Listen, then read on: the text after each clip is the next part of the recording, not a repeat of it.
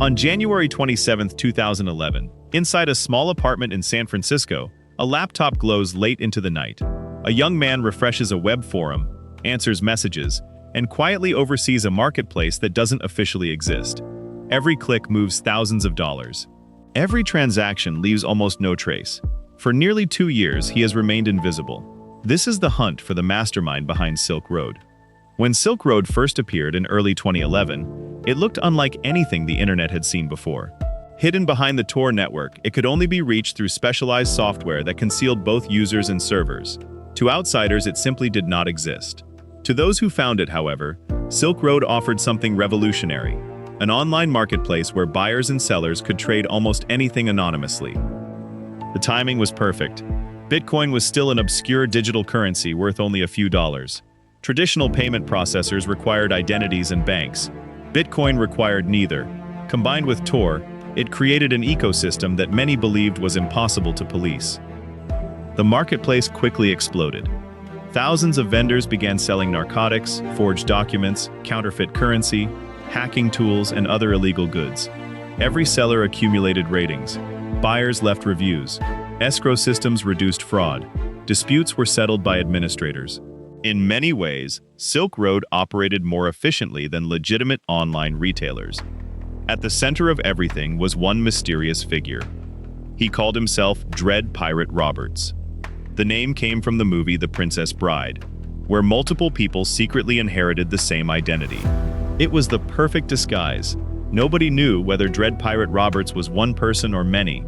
Forums filled with speculation. Some believed he lived in Eastern Europe, others suspected Russia. Some argued he worked for organized crime or even an intelligence agency. The truth was far simpler. His real name was Ross Ulbricht. Born in Texas, Ulbricht studied engineering before developing a growing interest in libertarian philosophy. He believed governments should interfere as little as possible in voluntary exchange. Markets, he argued, should regulate themselves. Silk Road became his experiment. According to later court records, he personally built much of the original website. Under the alias Dread Pirate Roberts, he recruited moderators, solved technical problems, negotiated with vendors, and managed customer disputes. As the marketplace expanded, millions of dollars in commissions flowed into accounts controlled by the site's operators. Law enforcement quickly became aware that Silk Road existed, but finding it proved extraordinarily difficult. Tor concealed the location of the servers. Bitcoin transactions appeared under cryptographic addresses instead of names. Vendors shipped products through ordinary postal systems that processed billions of packages every year. Every layer protected the people beneath it. Multiple agencies entered the investigation: the FBI, the DEA, Homeland Security Investigations, the IRS Criminal Investigation Division. Each pursued different leads. Some agents infiltrated the marketplace as undercover buyers. Others followed Bitcoin transactions. Cyber specialists searched for vulnerabilities in the site's infrastructure. None produced a breakthrough. Then investigators noticed something unexpected. Long before Silk Road officially launched, someone had posted online asking software developers for help creating an anonymous Amazon. The username attached to that post linked back to another account. That account contained an email address. The address included Ross Ulbricht's real name. It wasn't enough for an arrest, but it gave investigators their first human target. They quietly built a profile. Ulbricht had programming experience. He openly discussed Austrian economics. He had recently moved to San Francisco. His online interests aligned remarkably well with the ideology expressed by Dread Pirate Roberts. Still, ideology wasn't evidence. Agents needed access to the live administrator account. Surveillance intensified. They watched coffee shops, libraries, shared workspaces. Eventually, they identified a public library where Ulbricht frequently worked using his laptop. The challenge was enormous. If agents arrested him after closing the computer, every encrypted file could become inaccessible forever. They needed the laptop unlocked. On October 1, 2013, FBI agents carefully positioned themselves inside the Glen Park Library. Two undercover officers staged what appeared to be a loud domestic argument nearby. As Ulbricht looked toward the distraction, another agent quietly grabbed the open laptop before it could be closed. The screen remained unlocked. Administrators were still logged into Silk Road.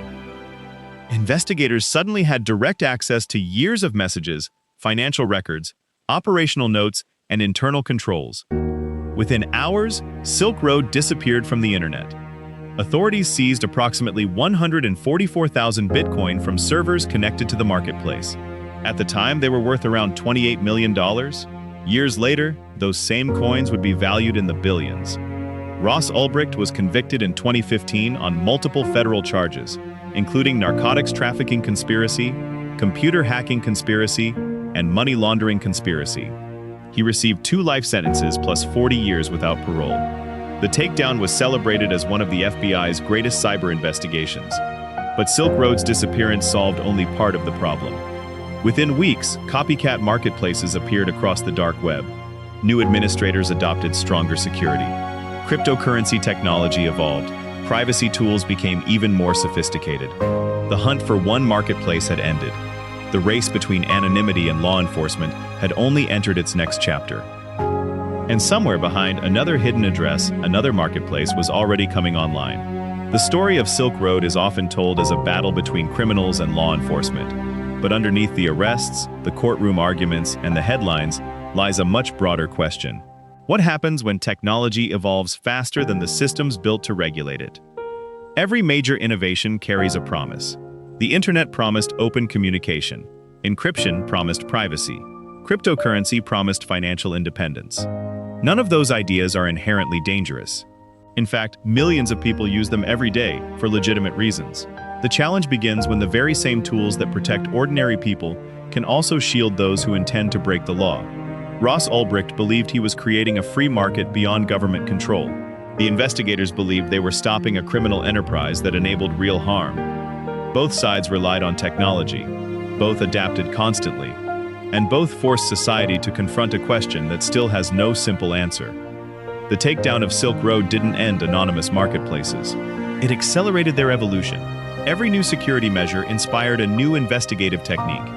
Every investigative breakthrough inspired stronger privacy tools. It's a cycle that continues today, shaping everything from cybercrime and digital currencies to artificial intelligence and online privacy. Perhaps the most enduring lesson isn't that one side won. It's that innovation rarely stands still. Every solution creates a new challenge, and every breakthrough changes the rules for everyone who comes next.